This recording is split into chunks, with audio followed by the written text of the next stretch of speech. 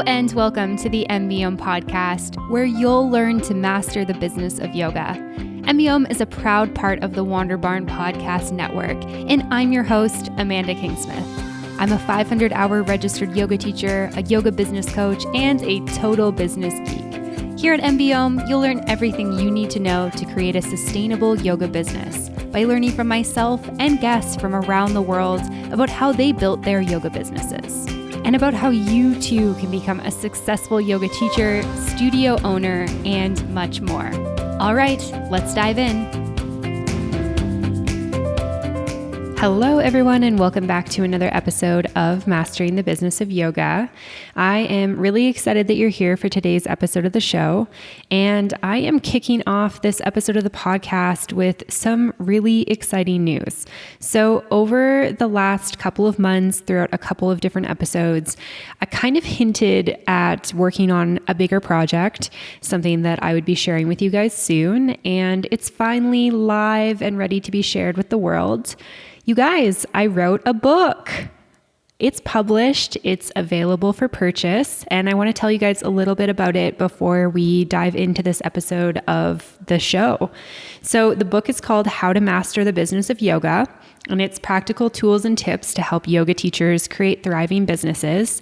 And basically what I've done is taken a number of different podcast episodes that we've done over the years. So even some from way back in the archives, like 2016, 2017, 2018, when we first started, and created a book and a resource that kind of walks you through how to create your dream yoga business. And this is both for yoga teachers who are brand new, as well as for teachers who are maybe looking to take the next step with their business and just don't know how to do it. So we're covering different topics like teaching studio classes, owning a yoga studio, traveling and teaching yoga, running yoga retreats, corporate yoga, private yoga, workshops, memberships, finding your yoga niche, taking your business online, marketing, branding, money, and more. So this book is jam-packed with so many resources. It's actually turned out pretty big. I think it's like 300 pages, so much good stuff in there. And my favorite part is that we've created some journal prompts for you at the end of each section. So you can read about the teacher who provided their story, you can read their business lessons, you can learn from them, and then there's some journal prompts to get you started on your business. So if you guys would like to go check it out, you can head on over to mbomyoga.com/book. It'll take you to the Amazon page for it. I would be so grateful if you decided to purchase it or share it around. And of course, if you do decide to purchase, please leave me a review. That would be so helpful. And I wanted to do a special little giveaway for this episode only, since we're announcing today. So for the first 3 people who send me an email, so you can send me an email at info@mbomyoga.com. In the subject line, write, "I want a copy of the book." And the first 3 people who send me an email that say, "I want a copy of the book," will be sent a free physical copy of the book. So once again, you can head on over to mbomyoga.com/book to buy a copy, or you can send me an email if you're listening to this right away. If you're an early listener of the show, send me an email at info@mbomyoga.com and say, "I want a copy of the book." And if you're within the first 3, then I will send you a free copy. And if you are from a country that is not the United States, because my mbomyoga.com/book link is going to send you to the Amazon.com store, you can head on over to things like Amazon.ca and search How to Master the Business of Yoga by Amanda Kingsmith, and it'll show up there.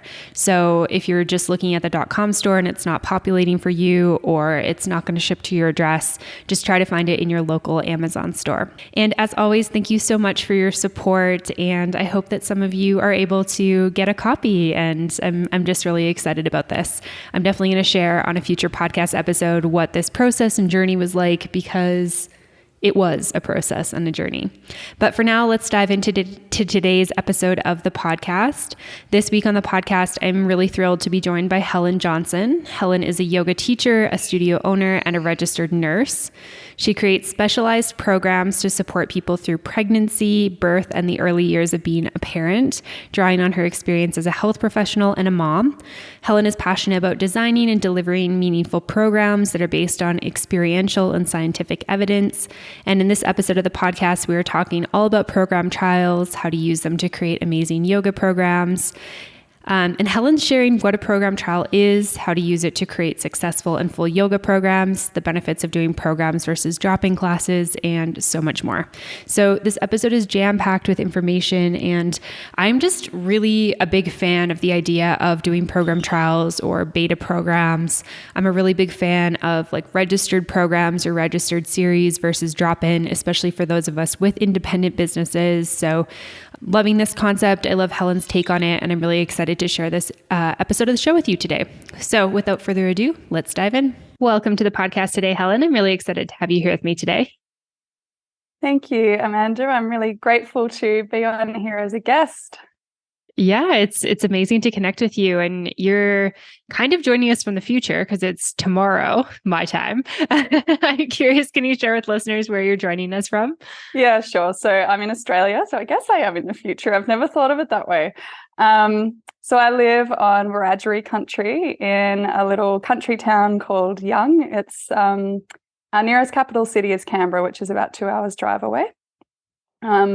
Really beautiful area. It's lots of rolling hills. It's a big farming area, so we grow a lot of fruit, lots of stone fruit, cropping. Yeah, so that's where we are. And as we record this, it's winter at the moment. Okay. Yeah. I have a friend from New Zealand who was just over in Mexico where I live. And I was posting things on Instagram about the heat wave that we just went through. And she was like, I'll trade you. Stop complaining. Yeah. Yep. I was like, okay, fair enough. That's amazing. I'm so curious to hear like all about how yoga and stuff is where you live, but maybe we can talk a little bit about your yoga story and then get into a little bit more about your career. Can you share a little bit about how you got into yoga and what inspired you to become a teacher? Yeah, sure. So I came to yoga for a similar reason as the majority of people, for the physical benefits. So I came from a Buddhist meditation background. I already had a fairly firm like meditation practice and that side of things. And I'd previously done Tai Chi when I used to go to the Buddhist temple that I was involved in. And that had really helped with my knees. I've had knee issues since I was a teenager. And when they started playing up again, I'd returned to my hometown and I was looking for Tai Chi, and there wasn't Tai Chi, but yoga came up. And so I thought that might help with my knee issues. And once I got into a regular yoga practice, all of my knee problems went away. So I'd been part of like clinical trials and things to try and help with the knee pain. None of that had helped, and yoga just fixed it. And then obviously fell in love with it, all the other benefits. Turned into like a little bit of a nerd. I used to have like a notepad and pen in my car, and when I left class, I'd sit down and I'd write out the sequences so I could do them at home, because this was pre everything being on the internet. Yeah. And, you'd have like a subscription to a yoga magazine and you'd do the sort of sequences that were in there. So obviously yoga is so much more accessible now, which is great. But that's sort of where it came from. And I never intended to be a teacher. I had a really strong personal practice, which I wanted to stay with. So I actually started as a meditation and pranayama teacher. I did training for that to begin with, and launched classes for that, of course, in March 2020. Of course. So we all know what that's about. So yeah, that switched to online. And then once things opened up, I taught them in my lounge room. I only had one child at that stage, and we were able to keep him pretty quiet while I was teaching. And then I became pregnant with my second child. And when I was looking back on my first pregnancy, I had an amazing yoga teacher, was part of general classes, and she was really able to provide me with variations to keep me safe in my practice. But I really was craving something that was specific for pregnancy, to understand the changes that I was going through physically and mentally and energetically, and to connect with other pregnant women. And I really missed that.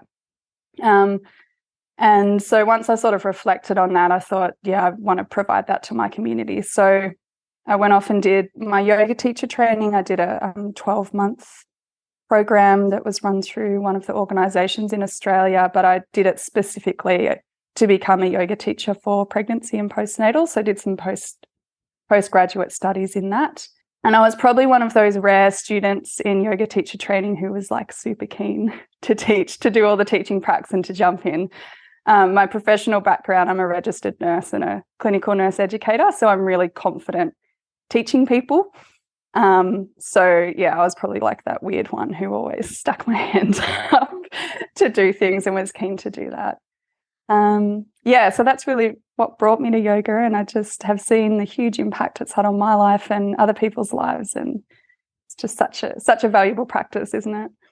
Hey yogis, I just wanted to hop in with a quick update that I think you're going to love from our friends at Offering Tree.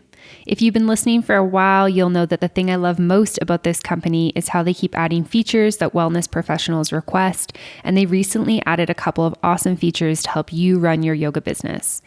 The first is that they added a friends and family feature, which means you can add more than one family member to an offering, which is so handy if you run classes for families or for children. They also added more designs for the website pages, meaning you can create something simple and beautiful for your website very quickly with different page templates to choose from. Remember, you can get a discount and access the 14-day free trial by using my link. It's offeringtree.com/MBO. Once again, that's offeringtree.com/MBO to get your discount. All right, now back to the episode. Yeah, no, that's beautiful. Thanks for sharing that. And I definitely resonate with that also. I feel like so many people just connect with the practice and then decide for one reason or another that they want to teach. So it's always cool to hear that. And I'm curious for you, what did it look like when you started teaching? Like, did you start offering those prenatal classes, or what did your career look like when you started out? So it's been pretty like if I want something, I just kind of start it myself and then see where it goes. So I started teaching in my backyard because we live on a beautiful 4-acre block here and have lovely views. So I started teaching in the backyard, and then in my lounge room, they were general classes while I was doing my postgrad studies. So then I studied pregnancy, birth, and postnatal teacher training. And as soon as I finished those studies, I started teaching specialized classes. So initially just a pregnancy program, and then I added on birth workshops to that. And then I didn't start teaching postnatal until I was postnatal myself, because I found it really hard when I was pregnant to remember what it was like in those early postnatal days. So I felt a little bit ingenuine, I suppose, teaching it. And so when my second child was about 3 months old, I kicked off postnatal classes as well. And that was ideal because it is a mums and bubs class. She could be there for it. And I think it gave students the opportunity to see that you can still do it with a young family. And then we outgrew our lounge room. I could only squeeze like 5 or 6 people in, and my children are now very loud and rowdy. So it wasn't working having students in the house. I'm very fortunate. My partner's a very talented builder, and I'd put a bit of money aside to go on mat leave, and we kind of looked at it and said, well, we could spend this savings over mat leave and then have nothing at the end of it, or we can put it into building a studio. And again, I didn't want to have to pay rent on something every month. As you're probably aware, and your listeners would be aware, a lot of yoga spaces are upstairs if they're in commercial areas. And that's always been something I've found difficult, because a lot of our students have physical injuries. If you've got postnatal mums, you want them to be able to bring prams or at least capsules, which are quite heavy, lugging up and down stairs. And when you're teaching pregnancy, there's always women who've got, pelvic issues who can find stairs quite difficult. So we decided to just build our own studio on our land and make it completely accessible for prams and wheelchairs and mobility aids. So, really lucky, was able to do that. It means that I only have to walk across the driveway to get to work. It's just been the most brilliant space to teach from. And as far as building costs, like the business has already well and truly covered it. So now we've sort of got no real overheads for the business, which is amazing.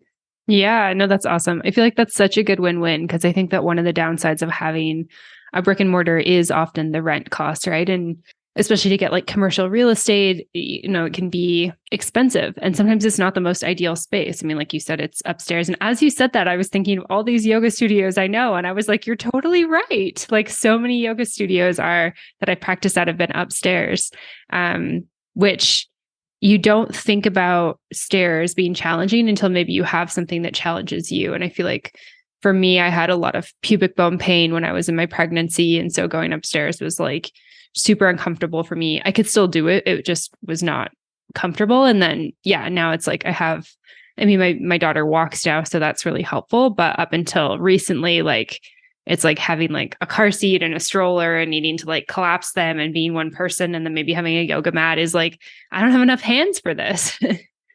Yeah, absolutely. Yeah, I think the easier we could make it for people from that physical perspective, the better. Yeah, absolutely. Yeah, that's really amazing that you're able to do that. I'm curious, are you still working as a nurse? So I took 20 months off with my daughter, my second child.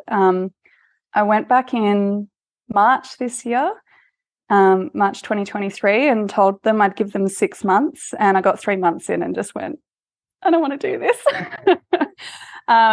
So I've actually, recently quit my job as a nurse educator. I just work 1 day a fortnight back on the floor as a clinical nurse, really just to sort of keep my registration ticking over. And I am still really passionate about helping people in that space, but it's the system has changed a lot in the recent years, and it's not just because of COVID. There's lots of things that have come into it, and it's just not something that aligns with where I'm at. My focus at the moment is really family, and being able to grow the business while I was on mat leave really showed me that it was able to support us financially. And so I felt confident being able to step away from that nurse educator role. And basically I am nursing, but very, very minimally. Yeah, no, congratulations. That's amazing. And I think thank you.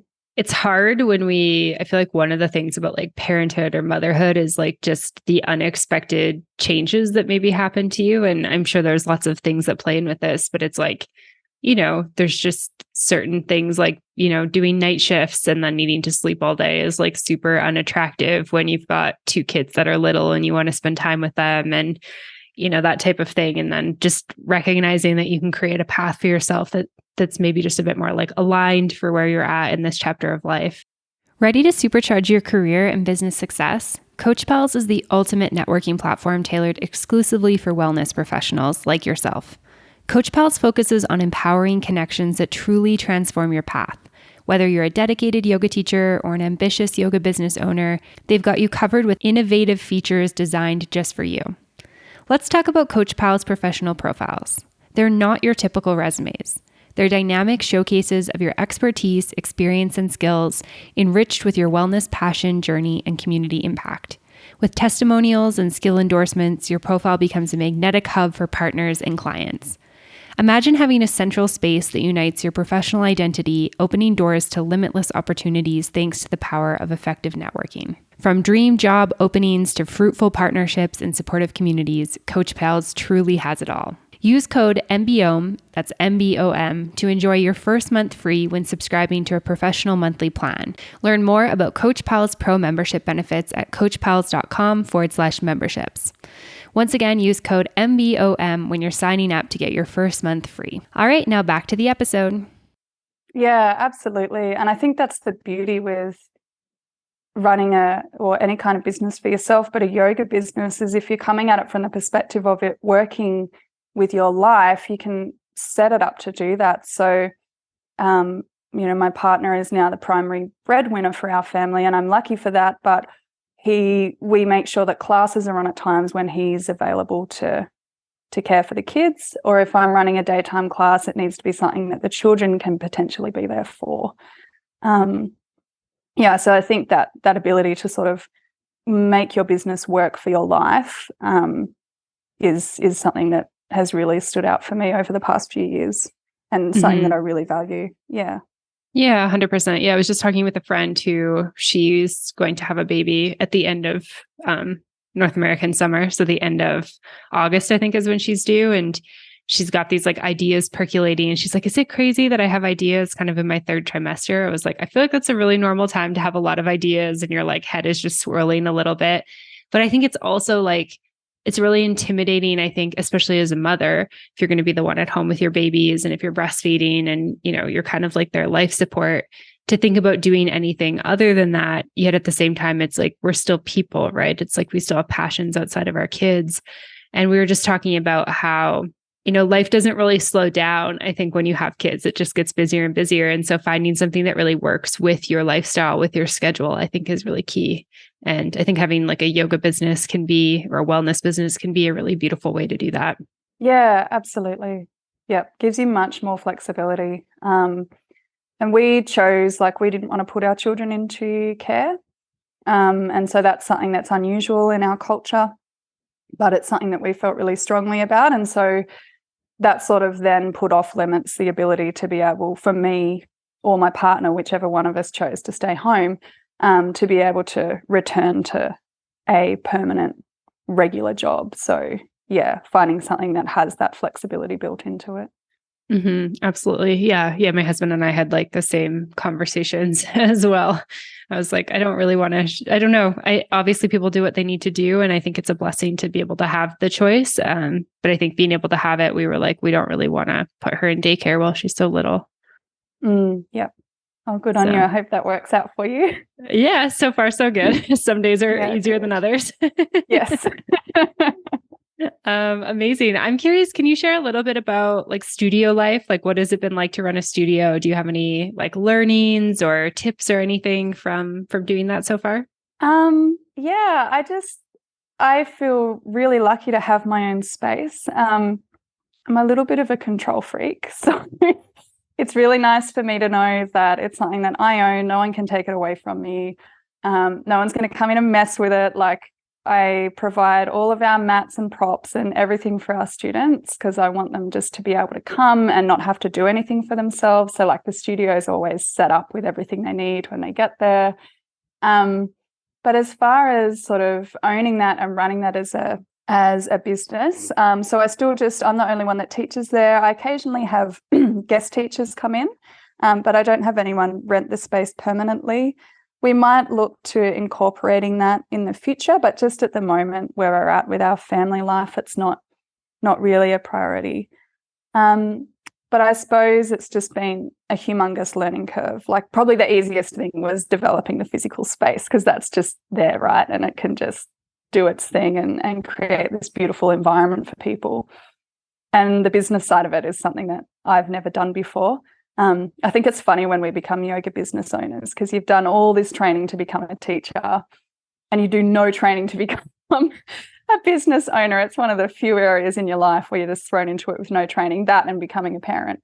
So yeah, that's been huge. And I guess for me, it always comes back to why I'm doing what I'm doing.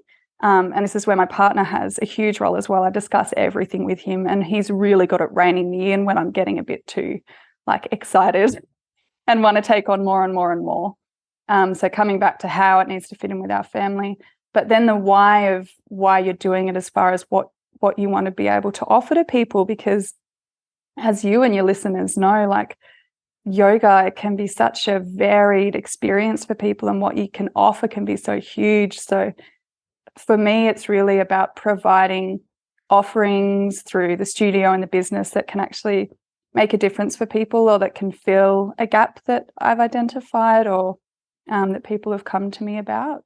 Yeah, so I suppose there's that. And then as far as programs, I mean, I've played with a few things in my business, and that's something that I think is important if you're running a studio or running your own yoga business, is just to see it all as a bit of an experiment and try not to take yourself too seriously. Yeah, the town that I live in, there's another studio and a couple of teachers who teach independently. And so rather than seeing them as competition, I think that instead it provides this really rich environment for people to be exposed to different types of yoga and have the opportunity to engage with what suits them. And based on that, you build a model that suits you. I've tried lots of different things in experimenting with the business. I've tried casual drop-in classes, which I hate because I really don't like not knowing if I'm going to make $30 for that class, $30, or if I'm going to make $300. I don't like that level of uncertainty. It makes me feel really, really uncomfortable. And I also like people to engage with yoga in the way that we know it works, which is with regularity and consistency. So that's why my model is I provide stuff either in programs or in terms. And people sign up for the program or sign up for the term. That gives me the knowledge financially of what's coming in, but it also gives me the ability to support them to find that consistency and regularity and to help them grow from what we're learning in the foundational stuff to what we're at by the end of the term or the program. If you're running a studio or you're running your own yoga business, rather than going for what you think people want or just doing it out of fear, like if I put a program or a term out there, no one will sign up because they want to be able to have the flexibility. No, you've just got to do what's right for you, and the people who suit that will come. And people who don't suit that model, you can then refer them on to the other amazing yoga teachers in your community who do provide casual drop-in classes or who do provide the type of yoga that they're searching for. Yeah, sorry, that was a really long-winded. No, that was great. And that so many good things to talk about. I wanted to first just comment on what you talked about with the collaboration over competition, because this is something I've been really passionate about for a number of years. Because I think sometimes there's this scarcity mindset in the yoga industry where it's oh, there's only so many jobs and you're competing with all the other yoga teachers to see who's the best yoga teacher. And I'm no. Let's scrap that. I feel like that is so unaligned with yoga in general. It just has nothing to do with yogic philosophy. I feel like it's not how we're trained at all to kind of represent and share yoga with the world. So I just don't love that. And then I also just don't think it's true. I think that there's a place for everyone.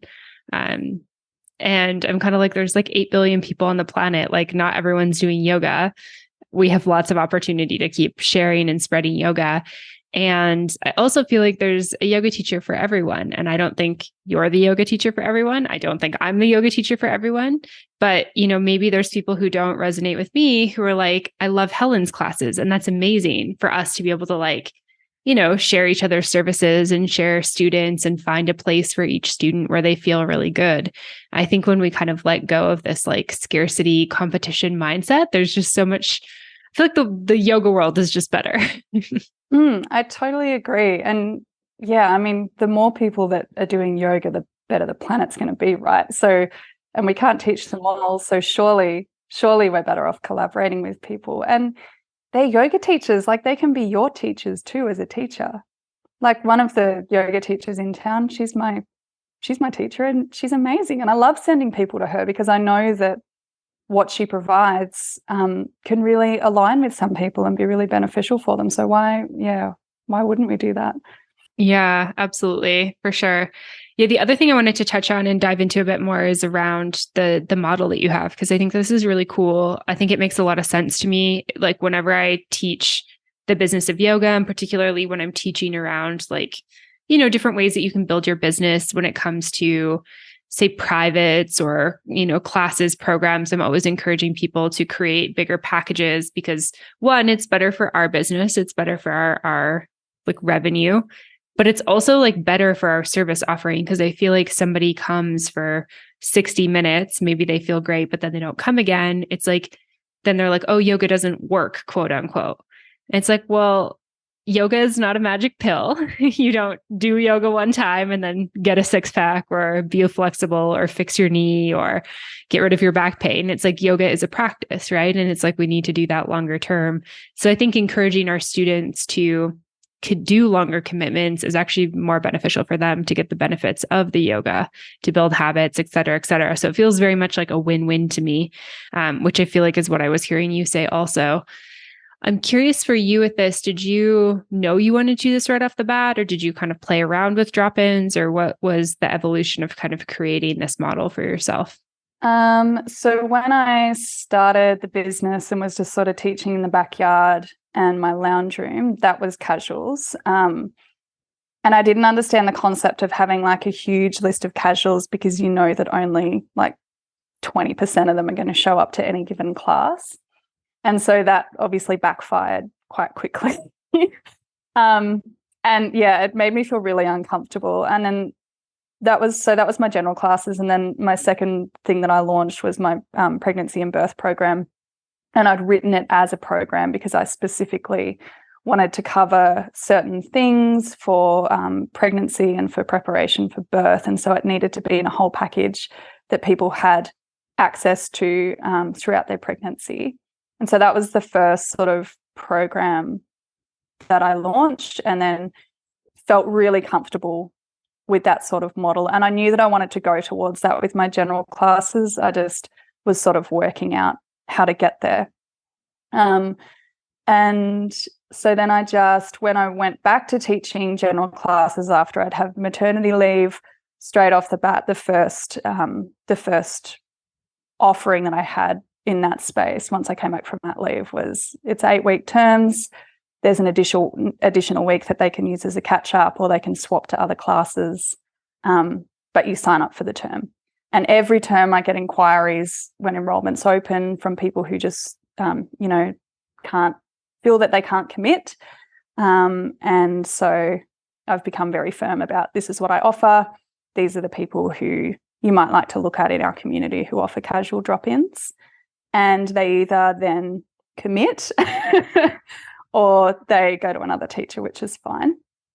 And so that's sort of where it works within my general classes. I still do have casual places for my postnatal class, my mums and bubs, because mum life is so unpredictable. Babies are so unpredictable. But there'll be a core group of people who they pretty much do come every week, but they know they've got that flexibility that if they can't come, there's no financial cost, which I know is a barrier for them when they're on maternity leave. And then the online programs and packages that I offer, again, they're in full packages because, again, we're working towards, I suppose, an intended outcome. So they're for pregnancy and birth, and for my Thriving Mums program, which is a program for mums who have children under the age of 10. And we're working towards specific outcomes and meeting certain needs. So it needs to be together in a program to be something that's actually meaningful.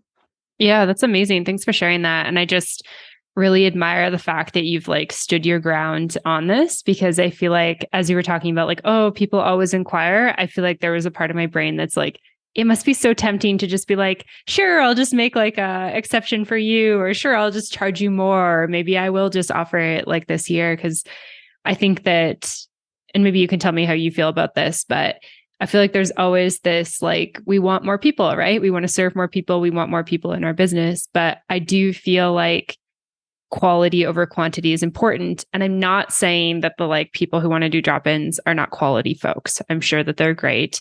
But for what you're trying to do, it's they take away from the intention of creating that circle, that space, that container where you work together over a period of time. So I really admire that you did that. And yeah, maybe you can tell me how you felt. Have you ever felt tempted, or are you just no, this is what I do? It depends on the time of year. So summer terms are always booked out, so no problems there. But you get to winter and people don't want to leave the house again after they've gotten home from work. And so there's fewer enrollments.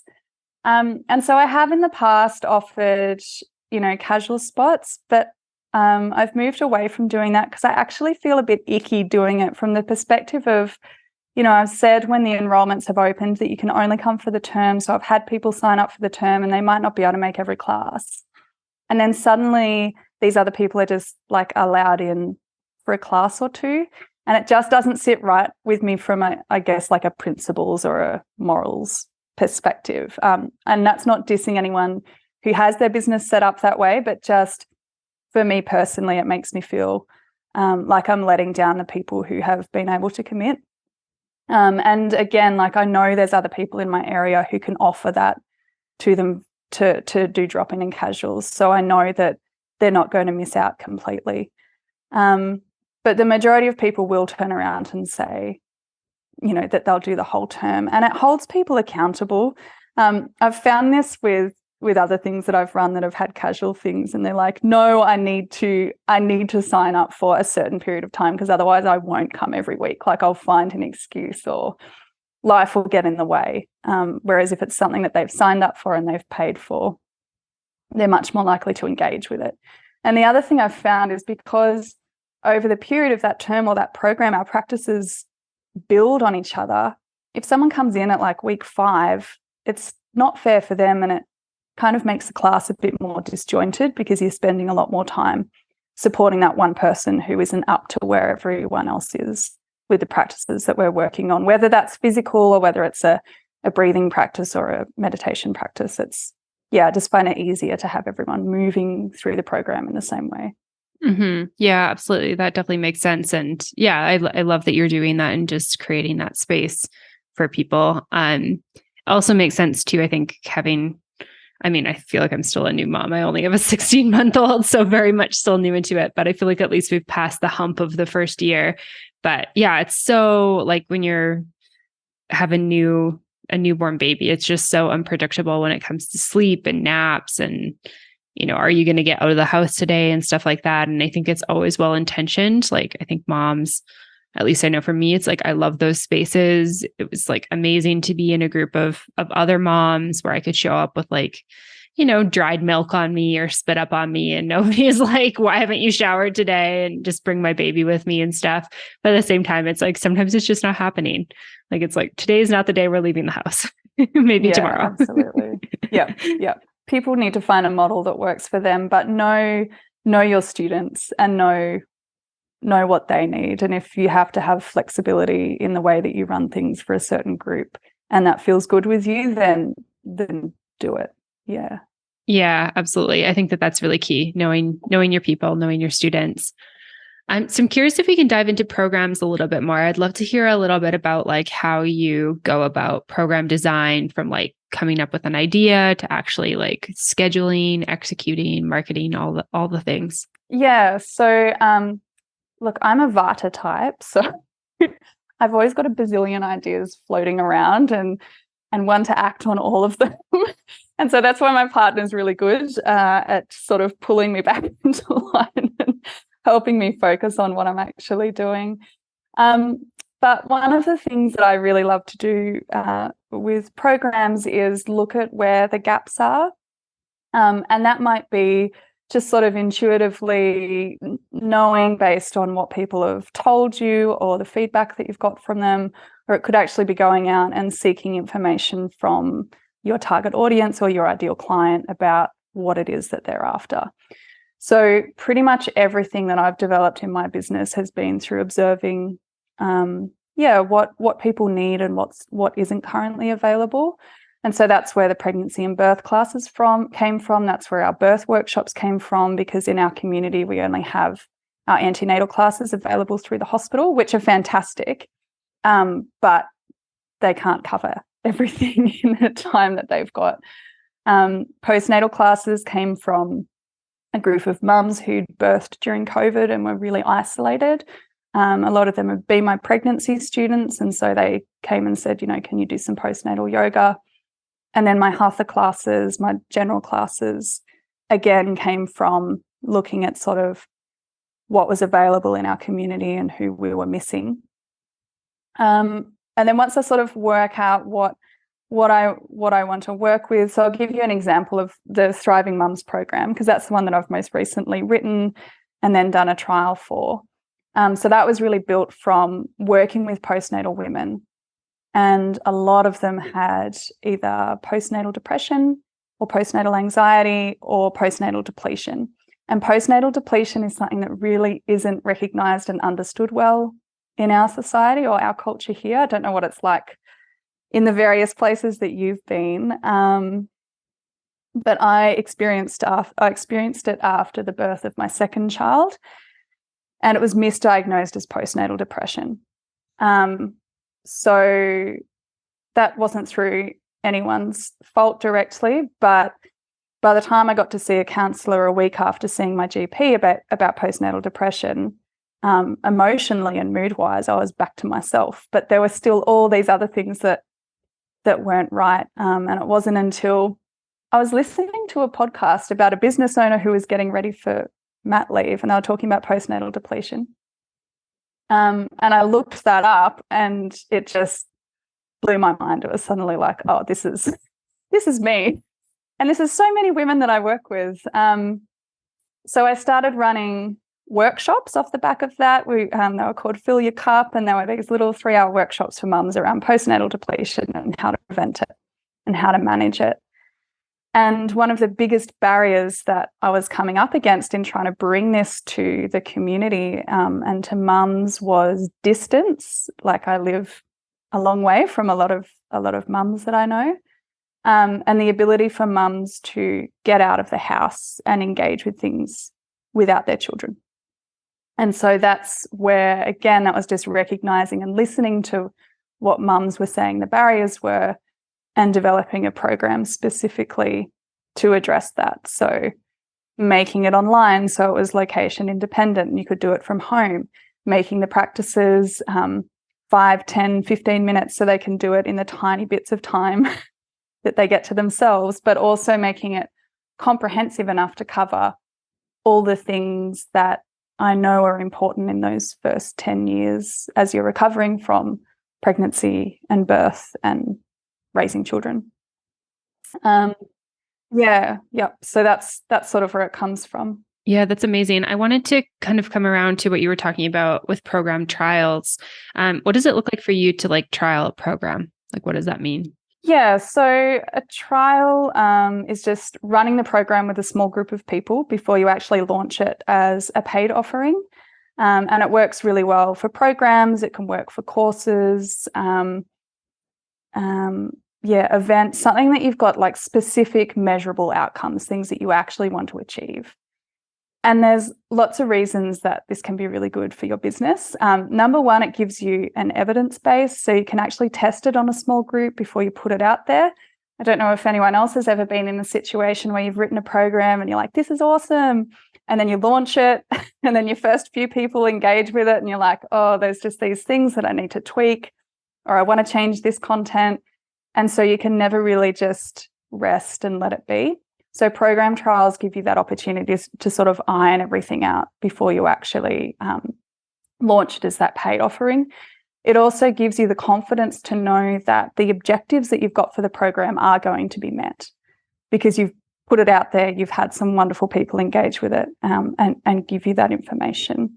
It's really good for marketing because you can make part of the conditions of people participating in the trial to be testimonials. So you've already got that ready to go when you launch. But it also includes one of the most powerful marketing tools, which is word of mouth. Because if you've written an amazing program and your trial participants have loved it, they're going to tell other people about it when it launches. And unintentionally, all of my program trials have had the added benefit for my business of being a really good long-term investment. Of all the program trials I've run, at least 3/4 of the people who are participants in the trial have gone on to become paying students. So whether they've come along to workshops, I just had a really beautiful retreat on the weekend, and 2 of my trial participants from the Thriving Mums program came to the retreat. They might take on private sessions with you. So it has this unintended but very welcome benefit from a business perspective of getting more students. And that's really good for you too, that it's a good reflection of the program, that it's been beneficial for them if they want to continue to engage with yoga, whether that's with you or with a teacher somewhere else. Mm-hmm. Yeah, I'm curious with that. So how do you advertise that you're doing a trial program? Like with the Thriving Moms, did you just kind of put it out to your small community, email list, social media? And then with that, I'm curious kind of like how you talk about it, like how you let them know and that type of thing. Yeah, so it's probably the most important part of the trial. I think when people run trials, they get really caught up in the program. Like, that's the easy thing because you've written the program, it's the offering you want to give. The most important thing is getting the right people for it. And so they have to reflect your target audience for your program or your ideal client for your program. So for the Thriving Mums program, they had to be mums who had been pregnant within the last 10 years because they're recovering still from pregnancy and in that child raising period.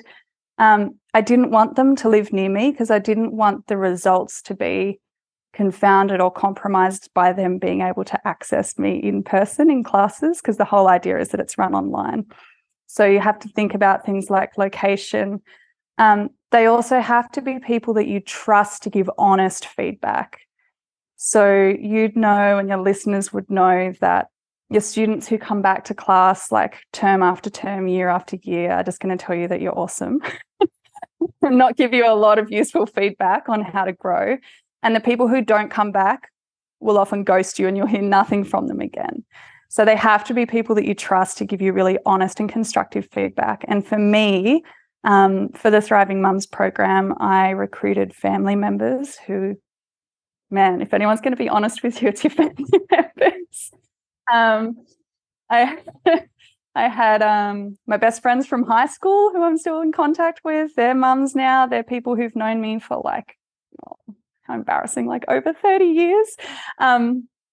Sorry, over 20 years. Yeah. So they're people that I know will be really honest with me. So it's not something that you want to advertise, because you want to keep your trial group small and specific and reflective of who, who's going to be engaging with the program, but that can be honest.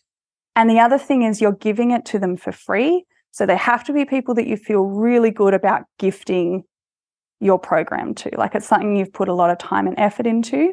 So you ultimately need to feel good about giving that to them. So yeah, really, really think about who. And then the invitation for me is either if I'm speaking to them, it'll be a phone call or it'll be an email just saying, this is the program that I've written. It's awesome because of this, this, and this. These are the benefits that I think it will have for you.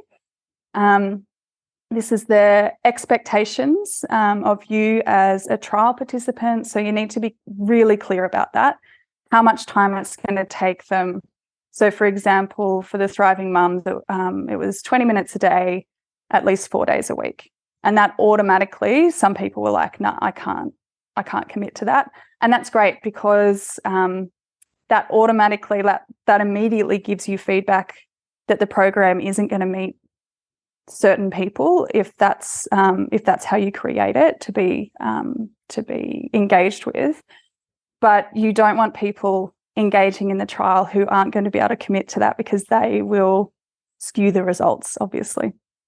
So you need to be really clear about that, what the time period is. Be clear about how they receive it. So you'll receive an email from me every week, or the workbook has QR codes in it that you can access it on. Or you'll have access to the online learning platform, or you'll be coming to face-to-face classes 1 day a week, like whatever it is, let them know how it's going to be delivered, and then be really clear about the exchange. So in exchange for you participating in this trial, you'll get all these benefits, but I'll also require you to fill out a pre and post intervention survey. I'll be asking you for feedback within 2 weeks of completing the program.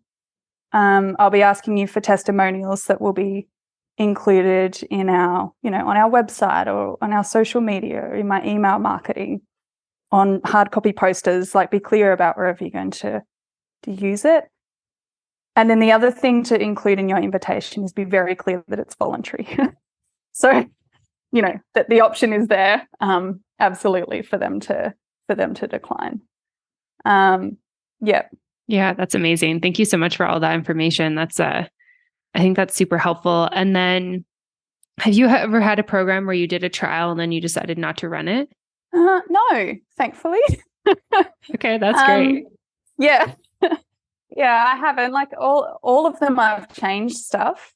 And that's the joy of it, is that, you get real people testing your program for you.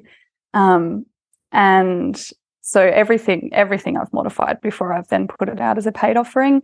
And then I've known that the content is incredible, because I've had essentially like other collaborators in on it. But no, there's never anything that I've trialed and then decided not to launch. Okay, that's cool. That's awesome. Yeah. I mean, I feel like, to me, that signals that you're like creating great stuff that people are resonating with. But I love the idea of like going through this process. And I'm sure there's somebody listening who's like, this sounds like a lot more work, but I think it's also a lot of work to like market a program in general. And it really sucks to like put your heart and soul into something to not have any bodies in it. So I think it's kind of worth it. I'm curious your thoughts on that, of putting the effort into it and how it pays off. Yeah, I mean, I have never felt like it's more work. Yeah, I've never felt like it's more work, but you do need to include it in your planning. Like if you've got a launch date, then you need to allow the time for your program. And so the Thriving Mums program is a 10-week program. So I allowed 3 months to run my trial because I know that when you ask for feedback, people need a couple of gentle reminders to actually get it to you. So you need to allow the time to receive the feedback and evaluations and then to break them down and make any modifications before you launch things. So you just have to have that planning in place in advance. And that's one of the things that the program trial can really help with when you're thinking about time, is that if the way that you've planned to run the program actually ends up taking a heap more time than you thought it would, then you can change it while the trial is going. And I did that with my Thriving Mums program. Some stuff was offered on YouTube, like just as a platform, and other stuff was being sent to people as recorded files so that they could download it and keep it as a voice recording. But that meant that I was having to send multiple emails every week. I was having to remember to jump on the computer at a certain time while the children were screaming at me to send off all these individual files to people. Yeah. And so that really didn't work for me. So I shifted it all onto the one platform about halfway through the trial. I didn't tell the trial participants I was doing that. They didn't need to know because they didn't know what was and wasn't on the platform initially anyway. But as far as time is concerned, like that's the other thing that you're testing is the way that I'm proposing to do this program going to have a bigger impact on my life or take more time than I thought it was going to. Mm-hmm. Yeah, no, that definitely makes sense to me. I feel like it's worth it to go through that and just to like get feedback from people, like even if it's confirming that, things are great with it, or also giving you like little tweaks like, oh, this didn't make sense, or I'd love to have this, or this would have supported me. I feel like that just allows you to support your clients in an even better way, which is really amazing. Yeah, absolutely. And I mean, running the trial, you just run the trial like you're going to run the program, essentially, because that's what you want people to engage with. But the important things are getting them to do a self-assessment or a survey, depending on what you want, before they start, and a self-assessment after they finish, because that then gives them something to feed into the evaluation. They can go back and look at, this is what I felt like beforehand, this is what I feel like now. And then when you're giving them that evaluation, there's some really valuable information there. It's not just them reflecting on perhaps the last 2 weeks, because that's what they can remember. So then when you're actually evaluating it, you obviously need to write the evaluation and think about how you want to do it, whether it's going to be online. Some people still really love to print stuff off and write, particularly when they're doing evaluations, because they can sit down with a cup of tea, or they can do a little bit of meditating first and then feel like they can really give some valuable feedback. If you're measuring something like perhaps physical that you want to observe as a teacher, then you might consider doing a video call so that you can actually see where people are at. But when you're writing that evaluation, you need to start with your outcomes. That's obviously what you're measuring against, what you intended people to get out of the program. And you need to include open and closed questions. So there need to be things that they're perhaps answering on a scale of 1 to 5 or giving a yes/no answer to, and things that they can elaborate on a little bit more. So you're measuring stuff that is qualitative that you can actually put into a little box. Quantitative that they can put into a little box, and things that are qualitative, which is more about their experience as an individual. And you don't just, so you obviously want to get them to evaluate the content of what you've delivered, like that's what your program is, but think about all the other stuff that you want to know as well. So the delivery method, the support that you provided, was that adequate or was it too much? Were you in their pocket too much? What were their challenges to engaging with it, and how did they overcome it? That is like the gold when you're evaluating a program trial, because there's always reasons that people can't do things as they intended.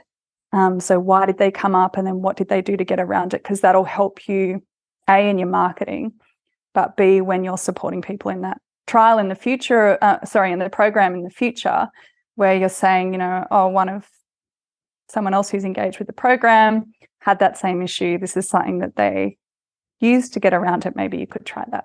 And then obviously once you get all that information, start looking for trends. anything that comes up consistently, or anything that you feel like is real gold that's going to help people, and then modify your content.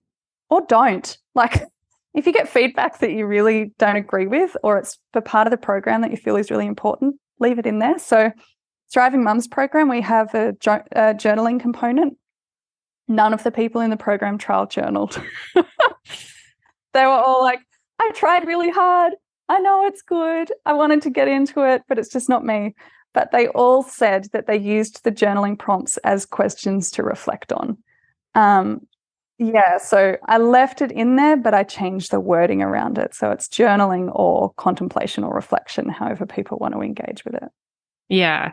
I think it's important to always like take feedback as like, I guess, an offering. I feel like that's how I offer feedback, especially like with clients and students and stuff, is like, this is because it's opinion based to a certain level, right? It's like my opinion. And while I think because you've asked me, you value my opinion, it's like my opinion is not like the be all end all. So it's like maybe my opinion is not something you're going to make a change based off of.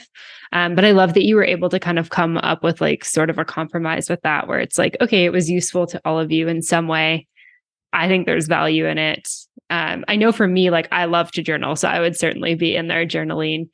But it's also busy. Like when you're a mom, it's like, it's hard to find like 15 minutes to sit down and journal. So I also totally get that.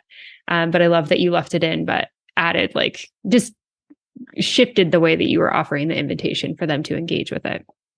Yes. Yeah. Yep. And that's what's so valuable. If you just put it out there as a program and hadn't trialed it, and there were certain parts that people didn't like, that's the other thing. People who've paid for it often won't tell you what they do or don't like about it. That's the thing. I think that's one of the things that's so valuable about this is like getting that intentional feedback, because you can always, invite a friend to do it for free or something like that once it's out, or you can ask your people, you can send an anonymous survey. But I feel like you always get the like, this is so typical of Google reviews. You get like the people who are like 5-star, and then maybe you get like the odd person who's like 1-star. Like the people who really love it, the people who don't love it. And I think the like 3-4-star people just don't engage. And I feel like that's where the gold lies. Like not the people who don't like love it for some reason, because it's like, that's fine. You didn't love it. Maybe it's just not for you, or it's not the right time.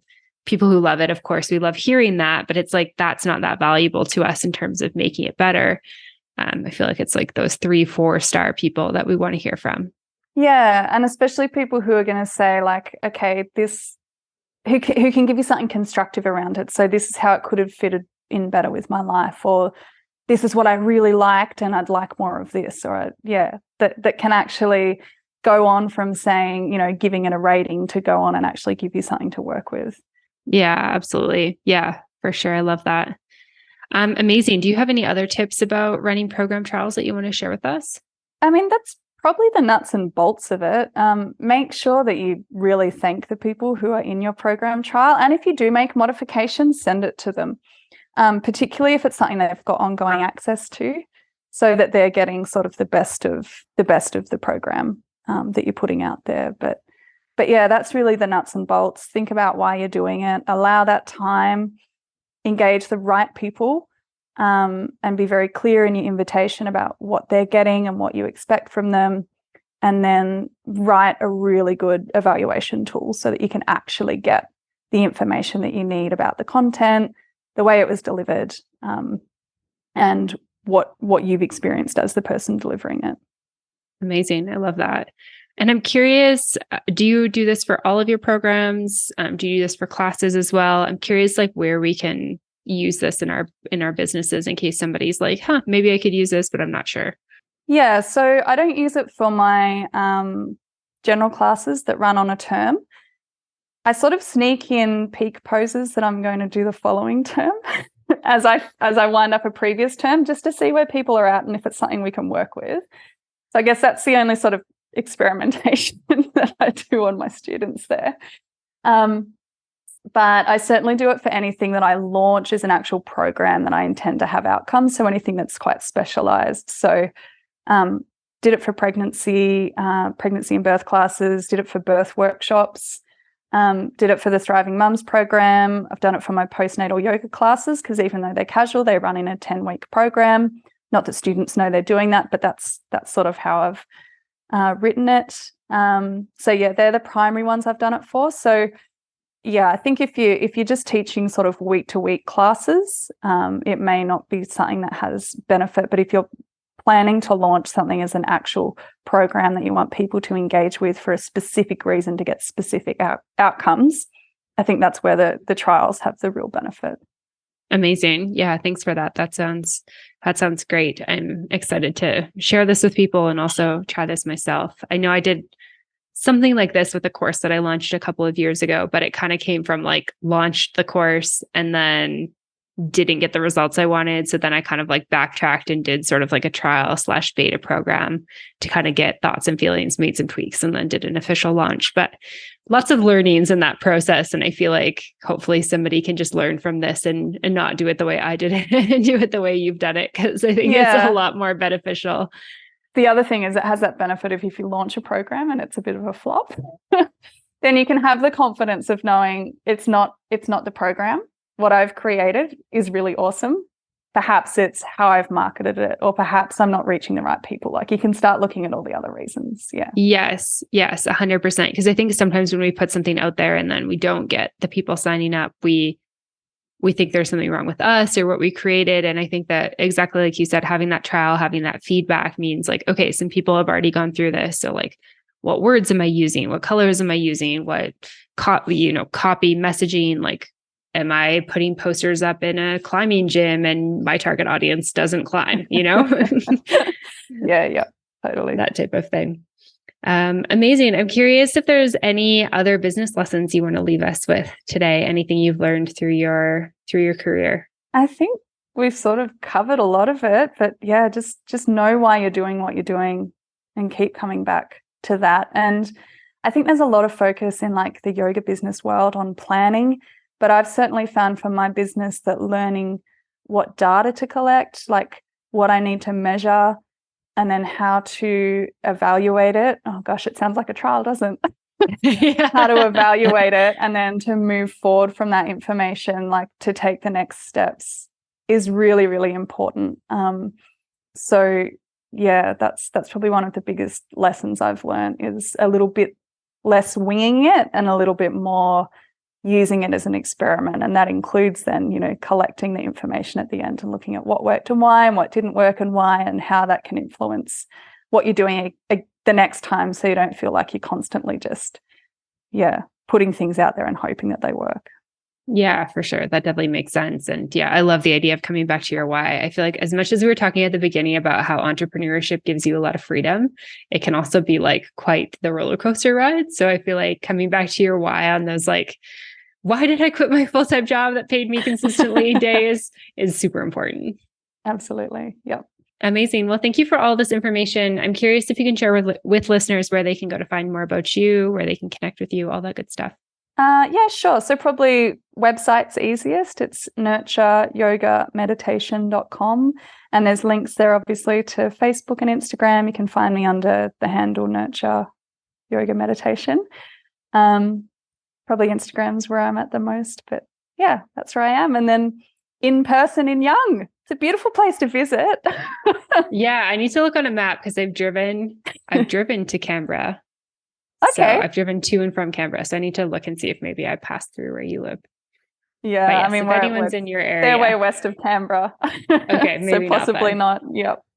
Amazing. Well, I'll make sure there's links to all of that in the show notes. And if anyone's local to you, you should definitely go check out your studio. And yeah, thanks again for this. This has been really great.